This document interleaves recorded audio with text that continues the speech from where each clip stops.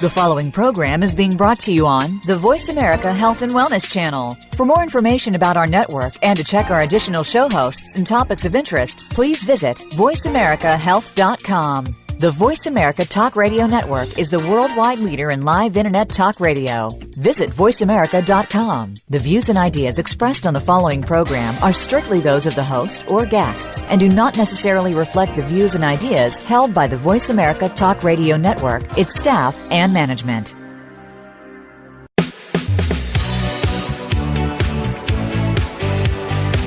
Welcome to Falling Through the Cracks. Feel alive and thrive with Dr. Rebecca Risk.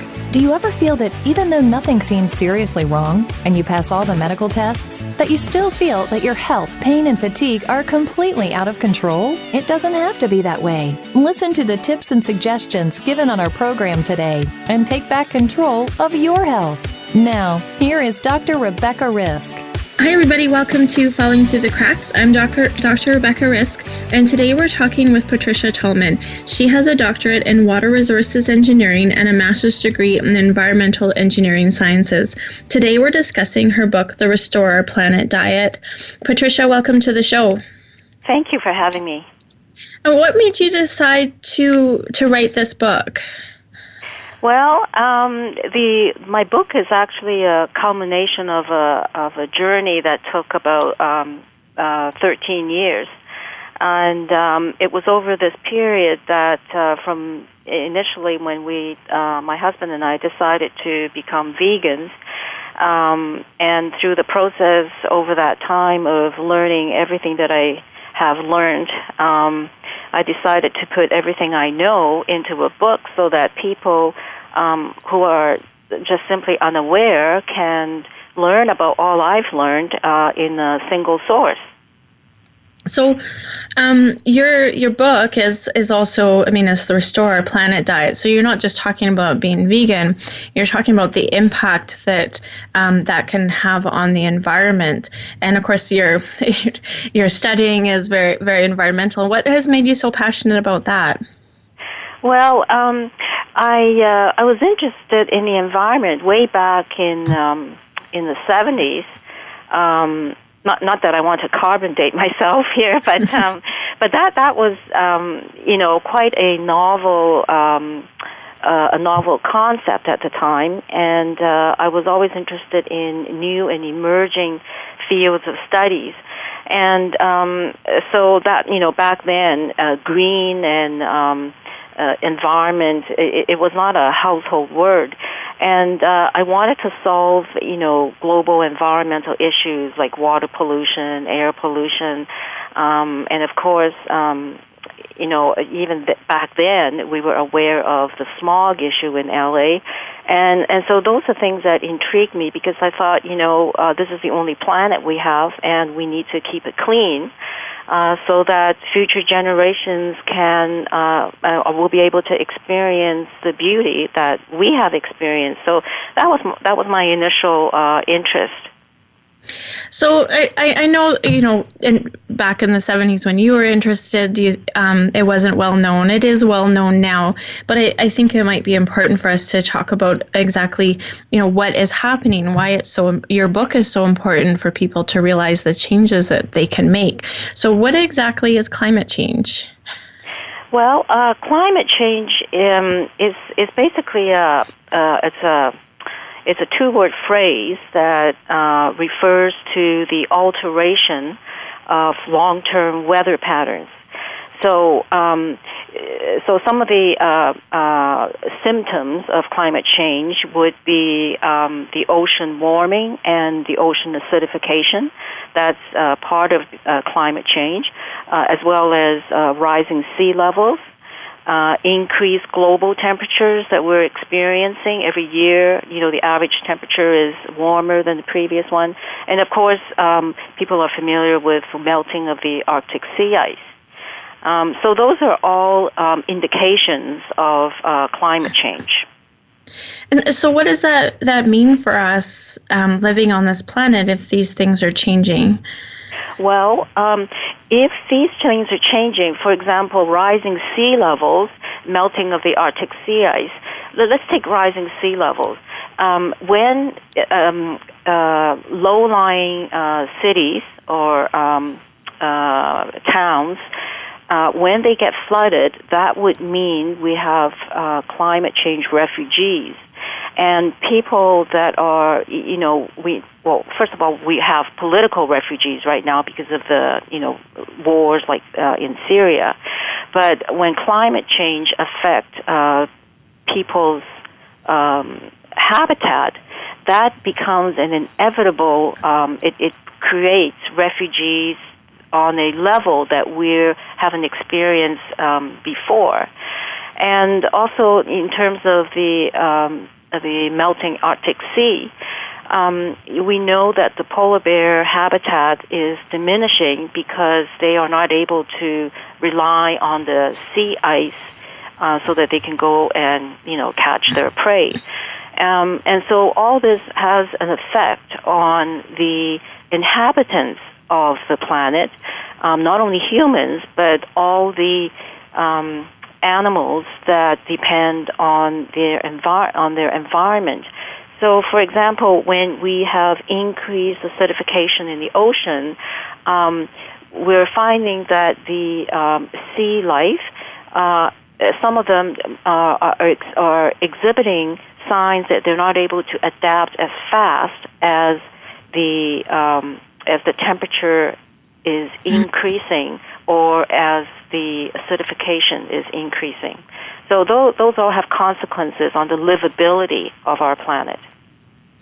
So what's causing it? Well, climate change is a result of greenhouse gas in the atmosphere. And greenhouse gas is produced when we burn fossil fuels, when we drive cars. Basically, human activities have led to an increase in the emission of greenhouse gas into the atmosphere. I think it's important for us to talk about this topic. I actually love talking about, the environment. I was brought up, my mom being very environmental, and, very early we were taking our own bags to the store, and everybody thought that we were crazy. And it was like 20 years later that bags, you have to pay for, you take your own. And I think that the awareness these days has become quite strong, which I love, and which is why I loved your book, because you're just laying that out so easily for everybody to see what is going on and how they can make some pretty dramatic changes. And you talk about the eco footprint. That can you just explain what that is? Sure. Eco footprint is the term was originally conceived in 1990 by two fellows from the University of British Columbia, actually, and but since then it has morphed into more specific applications. So rather than just a general ecological footprint, we now have specific footprints like water footprint, the manure footprint. So the ecological footprint basically tells people humans' demand on nature. So it represents the productive area that's required to provide renewable resources for us to continue living. And the problem is that we are taking from the earth faster than the earth can regenerate itself. So right now, it takes the earth about 1.5 years to regenerate what we use in a year. So we're in what's called an ecological overshoot. So we need to slow down a little bit. Yes. Yeah. So in your book, and correct me if I'm wrong, you talk about how you were very passionate about the environment, but you didn't realize that your diet was impacting it. And can you just talk about that a little bit? Yes. So that was a huge revelation for me because since I was so passionate about helping the environment, and when I realized the environmental impacts of animal agriculture, it then directly hits home. And so I don't know if I can sort of digress a little bit. I didn't come to, I didn't decide to become a vegan because of the environment. We decided for ethical reasons. And back then when we decided, it was before the age of the Internet, so information was you can only obtain that either by, if you happen to see something on TV or something in the newspaper or, direct brochures that you ask for, things like that. You can't just Google something on, and find it. Mm-hmm. So that's what I meant by it was a process at the beginning. So, but then, a few years down the road, we started, seeing newspaper articles about the damage to the environment of animal agriculture. And so what does that mean? Well, animal agriculture exists because of people's demand for meat and dairy. So then we started looking at the impact, and when we realized the huge toll that the animal agriculture has on the environment, it then clicked to me. It clicked for me that if I'm passionate about the environment, I could be solving environmental problems on, during my work day, and then go home and be part of the problem of contributing to environmental problems at dinner.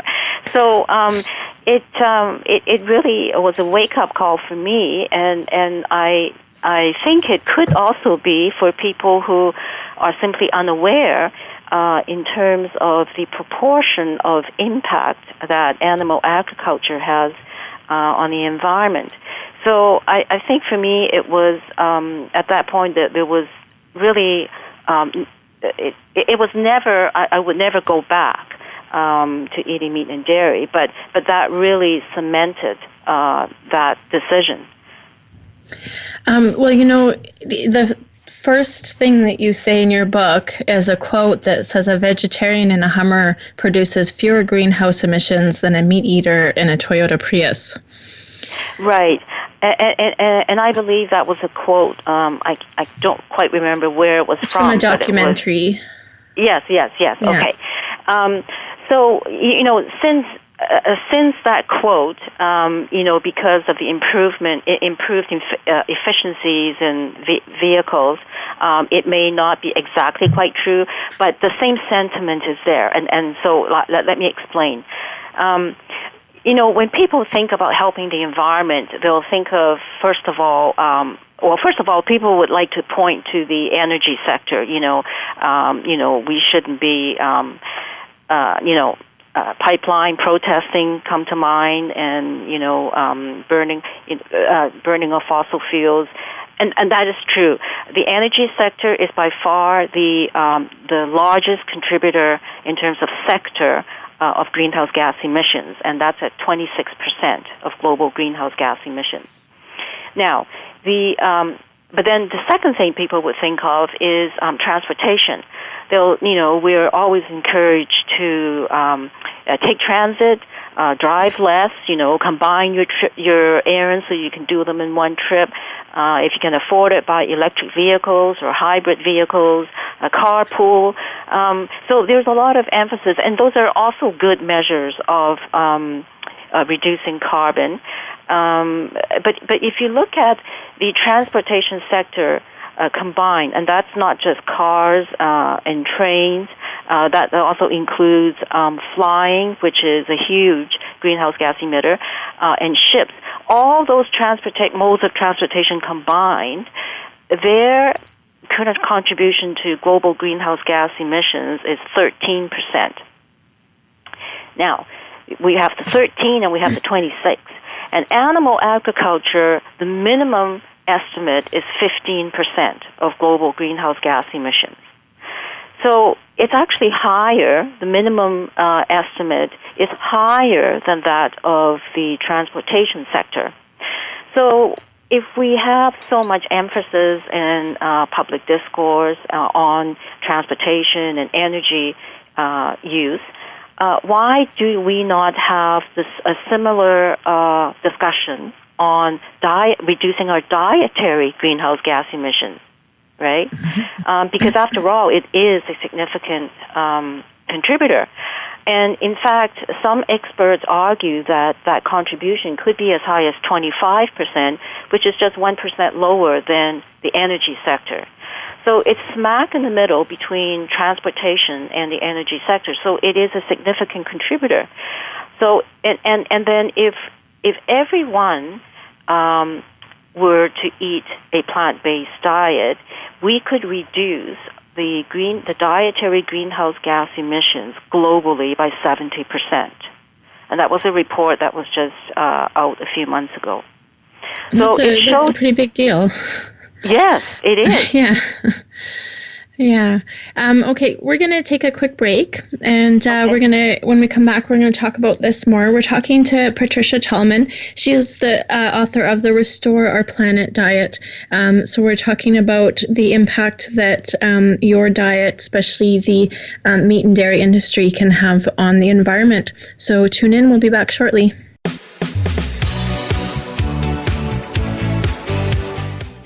Think you've seen everything there is to see in online television? Let us surprise you. Visit voiceamerica.tv today for sports, health, business, and more on demand 24/7.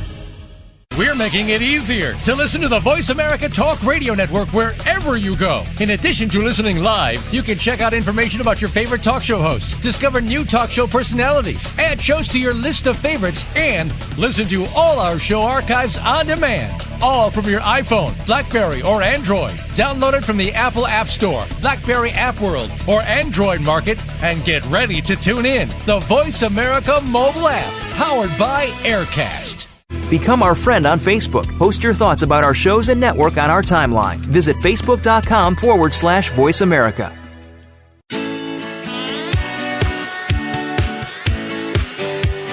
You are listening to Falling Through the Cracks with your host, Dr. Rebecca Risk. To reach the program today, please call in to 1-866-472-5792. Again, that's 1-866-472-5792. You may also send an email directly to Dr. Risk. The email address is anantacalgary@gmail.com. Now, back to Falling Through the Cracks.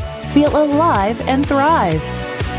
Welcome back to Falling Through the Cracks. Today we're talking with Patricia Tallman. She's the author of the Restore Our Planet Diet.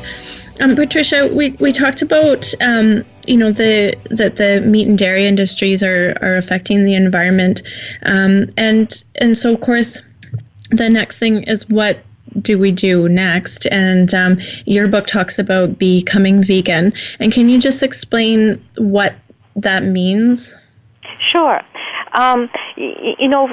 First of all, one of the things that I always tell people in my seminars is that, people, particularly to people who are not attuned to eating plant-based, they'll look at the word vegan and say, oh, I could never do that. Well, forget it. But the point of the message is that don't let, just because you can't do something 100%, don't feel that you have to then abandon the idea. Because any improvement you make towards a plant-based diet, any shift towards that regime is better than nothing. So even if you can just do meatless Mondays, that would be a first step. Because anytime you replace a meat-based meal with a plant-based meal, as I illustrate in several chapters of my book, you will generate environmental savings, as I show, and you will also realize nutritional benefits for yourself, and you would have saved X number of animals that would have been killed. So every meal, you are generating benefits. And the point is that the more you do this, the greater the benefits. So if you want to go 50%, that is good. If you can, go 100%. So the point is to just start. And a lot of people tell me that once they've started, they feel so much better. And then they say, why haven't I done this sooner? And then I tell people, well, I bet you 98% of the people who have gone vegan were not born vegans. But we have come to realize after trying this, or even before trying this, that this is the way to go. And in the future, this will have to be the way that you'll have to go, one way or another, because we simply do not have the resources to continue this way of eating for the next generation. And so you're saying this is the way we have to go because of the damage that we're doing to the environment? That's right, because there's a few studies have come out, and one of them have said that, as a comparison, that if everyone were to eat the Western diet, like North Americans, it would require 4 planet Earths to produce that food. And by 2050, we're going to add 2.5 more billion people on Earth.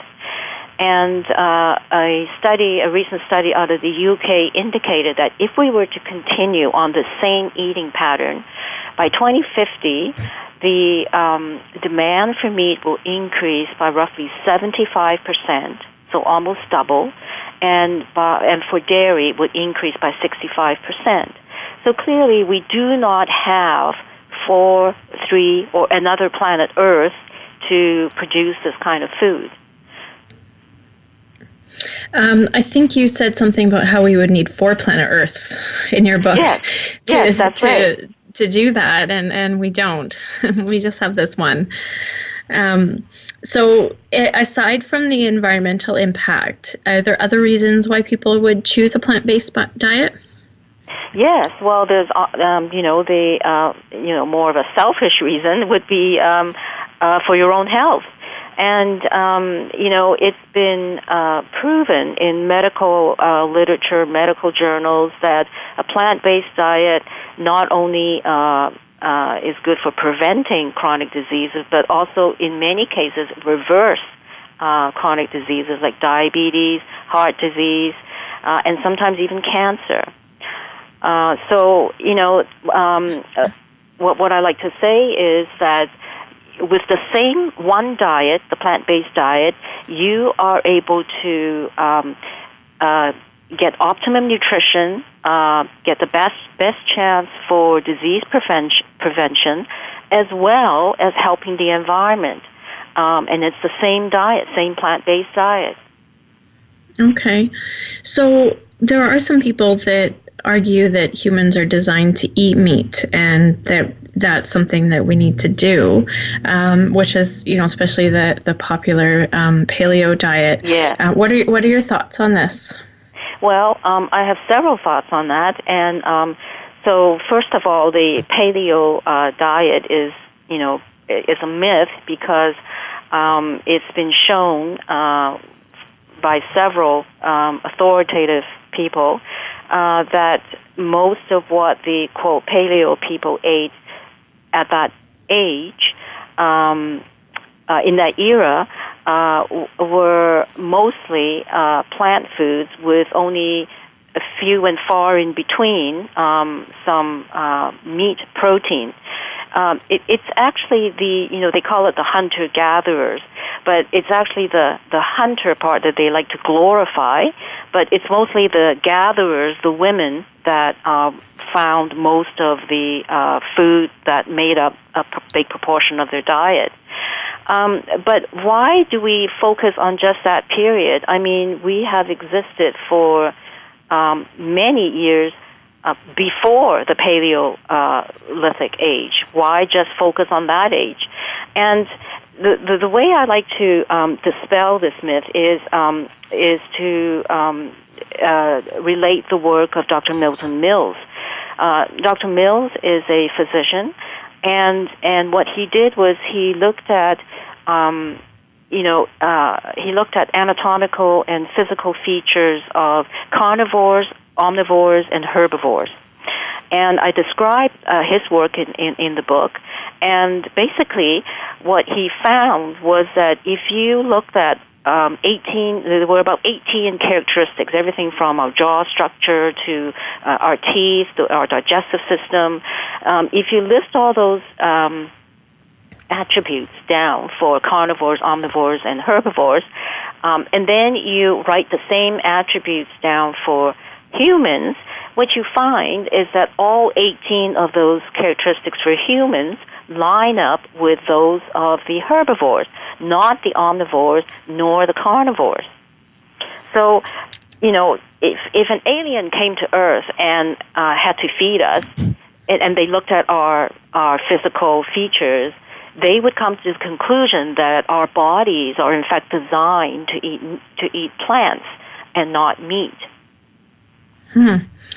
So that makes sense, and I like how you say we need to look at the other times as well, because we adapt genetically to what's happening as well. So even if we were at one point eating the way the paleo diet says we were, it changes over time as we're changing what we're doing over generations. Yes. So in your book, you talk about humane meat. What does that mean? Well, humane meat is a label that refers to certain companies that produce meat that are somehow, quote, better than factory farm counterparts. Now,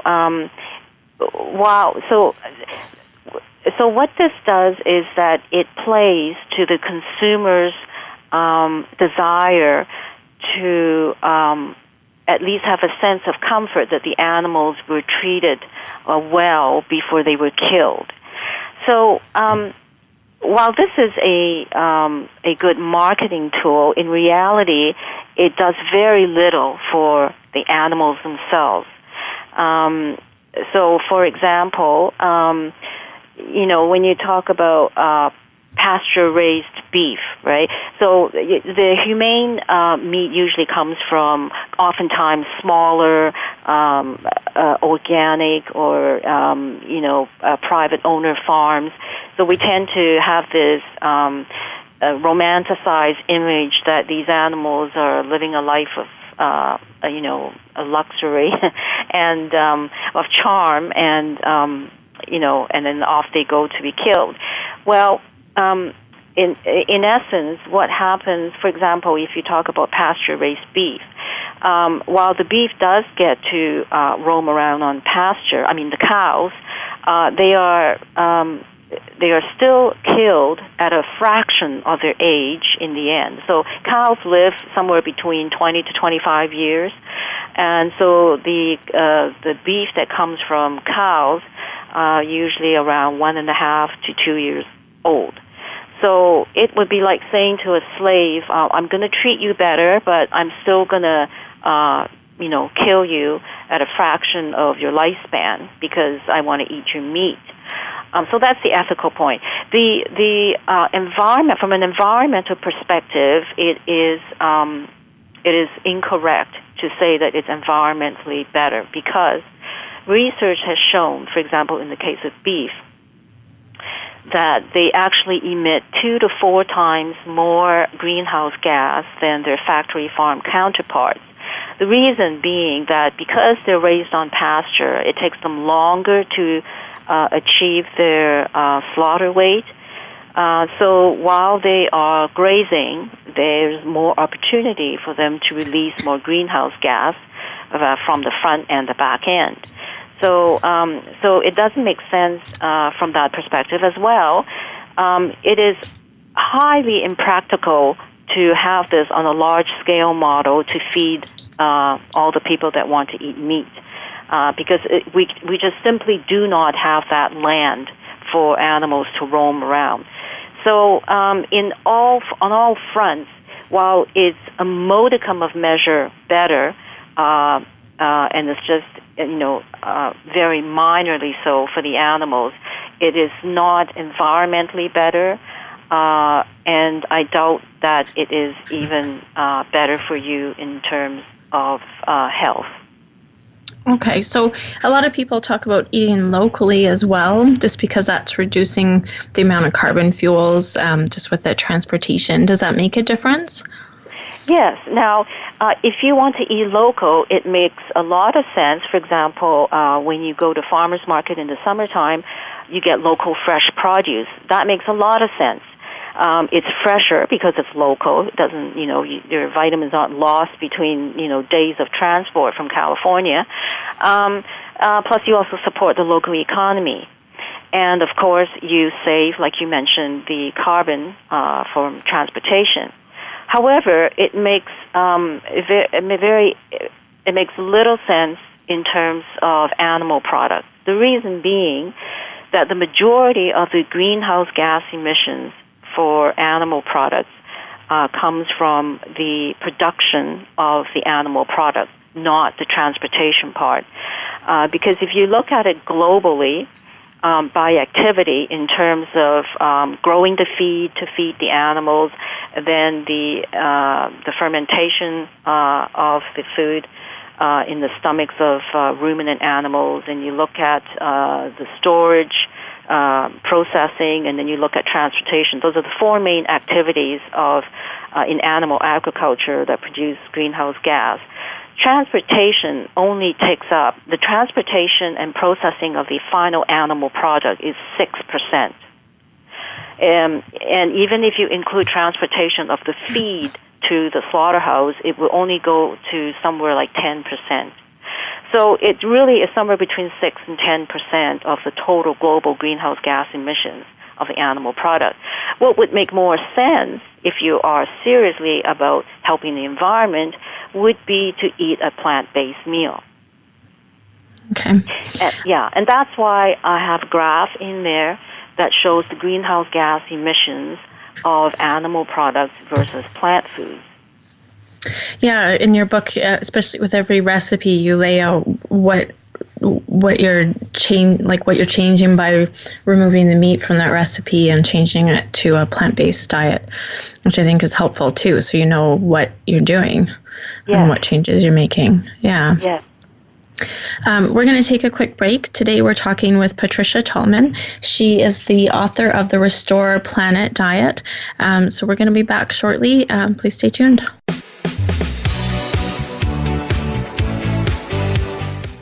Think you've seen everything there is to see in online television? Let us surprise you. Visit voiceamerica.tv today for sports, health, business, and more on demand 24/7. We're making it easier to listen to the Voice America Talk Radio Network wherever you go. In addition to listening live, you can check out information about your favorite talk show hosts, discover new talk show personalities, add shows to your list of favorites, and listen to all our show archives on demand. All from your iPhone, BlackBerry, or Android. Download it from the Apple App Store, BlackBerry App World, or Android Market, and get ready to tune in. The Voice America mobile app, powered by Aircast. Become our friend on Facebook. Post your thoughts about our shows and network on our timeline. Visit facebook.com/Voice America.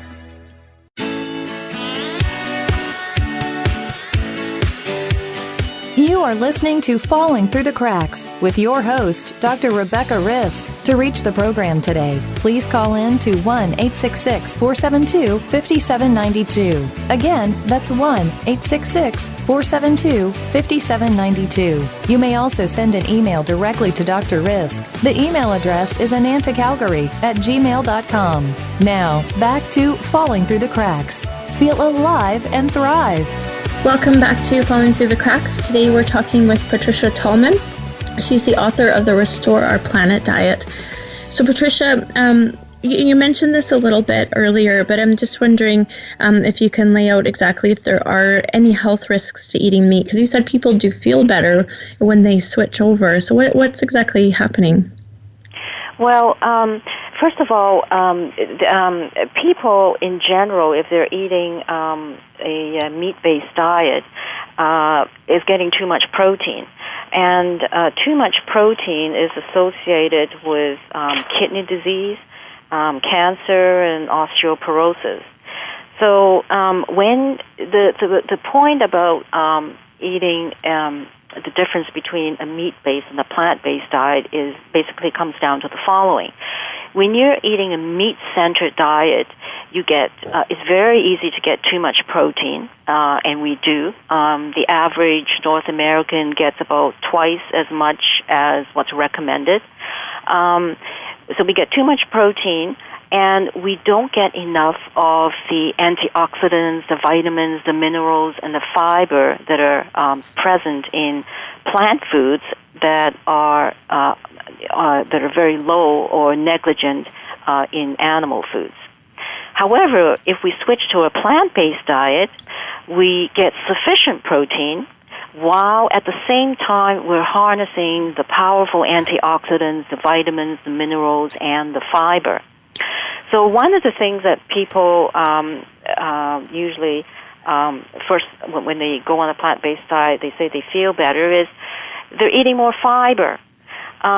97%, it's been estimated that 97% of North Americans, and that's Canadians and Americans, do not get the minimum recommended amount of daily fiber.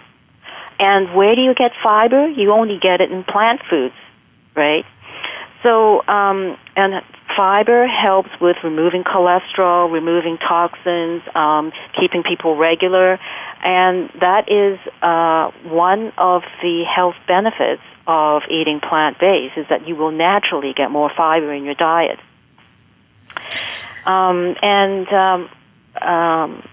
No, I think I lost my train of thought. That's okay. So, I think that the protein issue is good to talk about, because a lot of people, they're so worried when you're not eating meat at every meal that you're not getting enough protein. And, in your book, I think you just touched on it. What you said was that we're getting too much protein. I think you lay out what the World Health Organization recommends, and everybody's eating like 70 times that, right? Yeah. So can you just talk about that a little bit? Sure. Well, the recommended dietary allowance for protein is 0.8 grams of protein per kilogram of body weight, and that's for the average person. So, of course, if you're recovering from an illness, if you're pregnant, if you're the elderly, the ratio might be a little higher, might be 1, something like that. And of course, if you are a bodybuilder or an endurance athlete, that ratio of 0.8 is even slightly higher, somewhere between 1.2 and 1.7. However, no matter the ratio, you can obtain all the protein needs you can if you're eating a whole food plant-based diet. Now, I want to stress that what I'm talking about is a healthy vegan diet, not one that's based on French fries, beer, or vegan donuts. And if you're eating that, it's vegan, but you're not going to get your protein requirement. So, if you're eating whole foods, that then you are. It's almost impossible to design a whole food plant-based diet that's sufficient in calories but deficient in protein. We can see vegan athletes, elite vegan athletes that require several thousand calories a day are able to obtain all their protein from plants.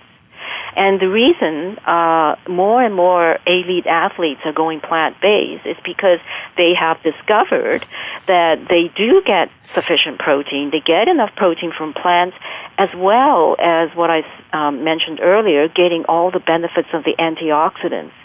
And what those antioxidants do for the athlete is that it helps them recover faster, and so they can train more and improve their athletic performance. So, if a vegan athlete that requires several thousand calories can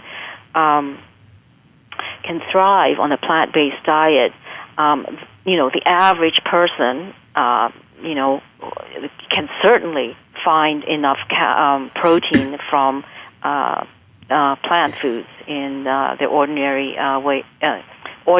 way of eating.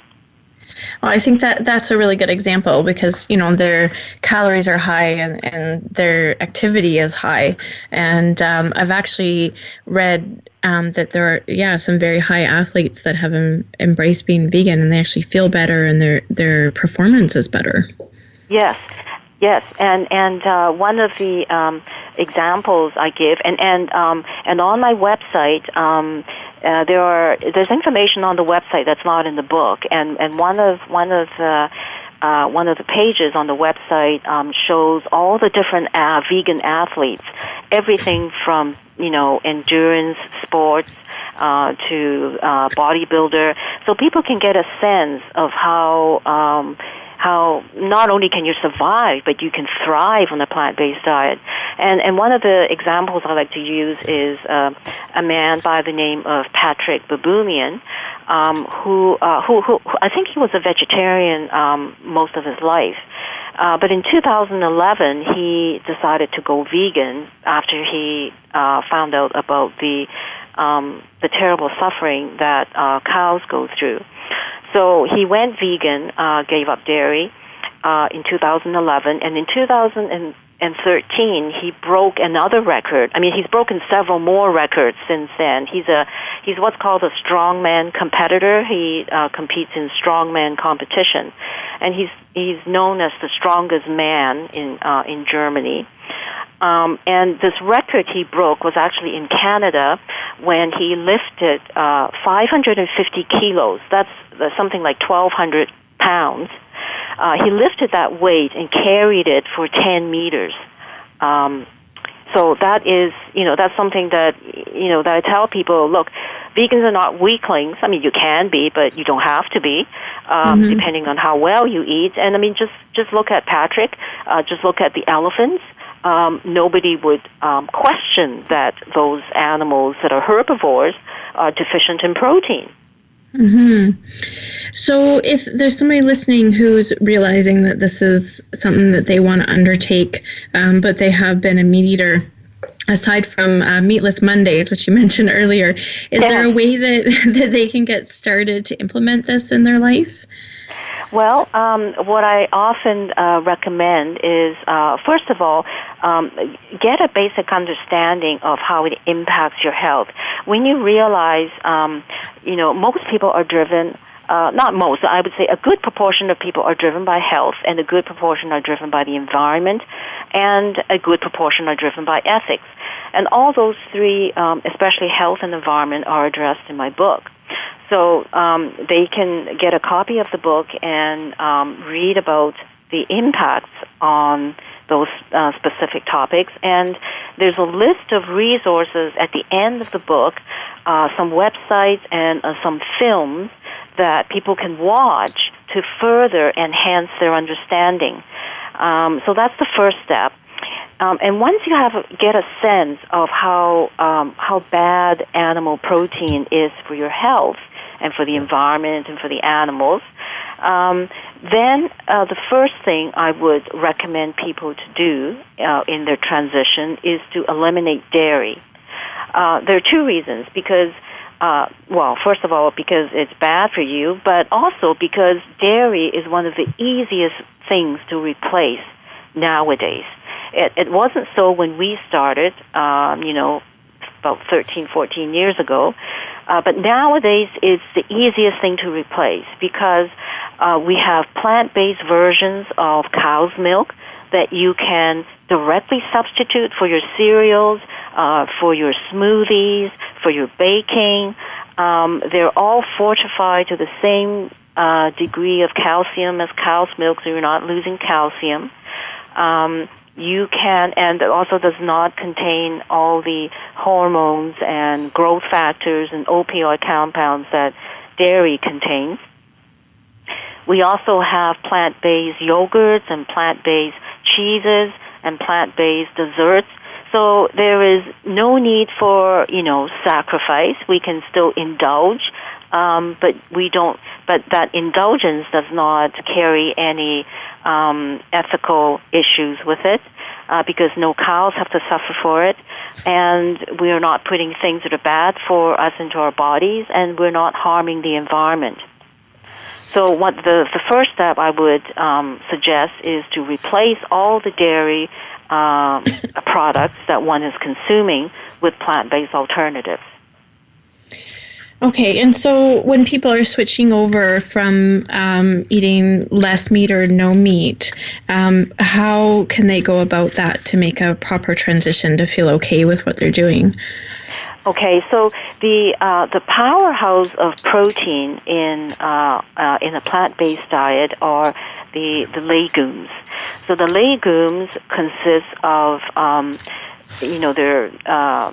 the two main branches of legumes are one branch is the soy and peanuts. So anything that's made from soy. So I recommend in my book to get organic or at least non-GMO soy. So tofu, tempeh, soy milk, peanut butter. Those are all good forms of protein. The other huge category of protein are what's called pulses.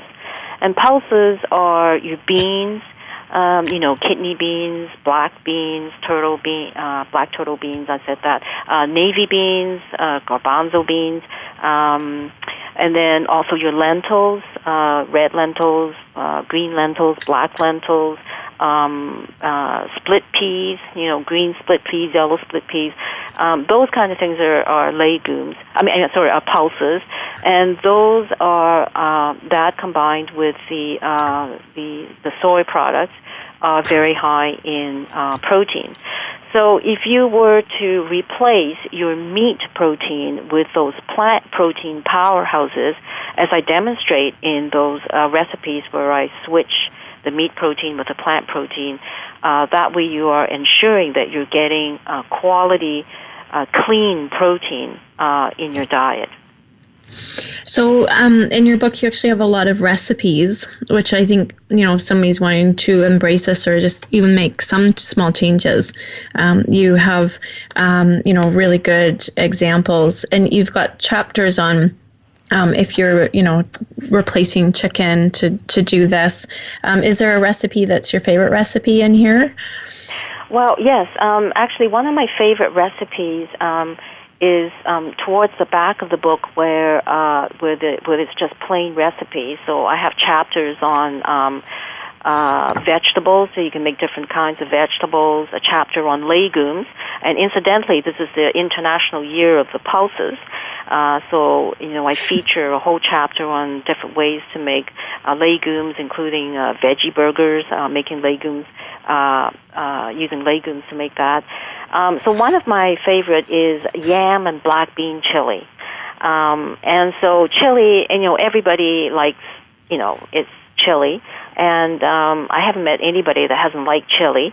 So first of all, it's really easy to make because you just eliminate the meat, add a few more beans, add a little bit more vegetables, and I put in the yam because it's nice and sweet. Everybody likes yam, and yam, is famous for its carotenoids. And so you get increased fiber, increased antioxidants, you have clean protein in that meal. So it's a good example of a very satisfying meal that a meat eater, I think, would enjoy. Okay. So if anybody that's listening is wanting to get a hold of you or find your book, do you have a website that they can find more information at? Yes. It's called www.restoreourplanetdiet.com. Okay, and the book is called this Restore Our Planet Diet, so that makes it easy. So that's great. I want to thank you so much for joining me today. I do love this topic. I think it was a good one to talk about, especially in this day and age.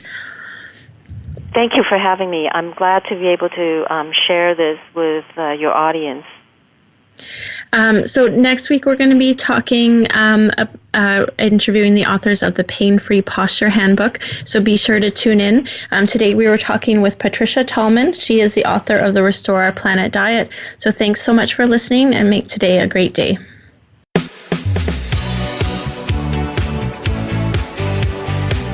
thank you for tuning in to this week's edition of Falling Through the Cracks. Feel alive and thrive. Please join Dr. Rebecca Risk again next Monday at noon Eastern Time and 9 a.m. Pacific Time on the Voice America Health and Wellness channel. We'll talk more next week.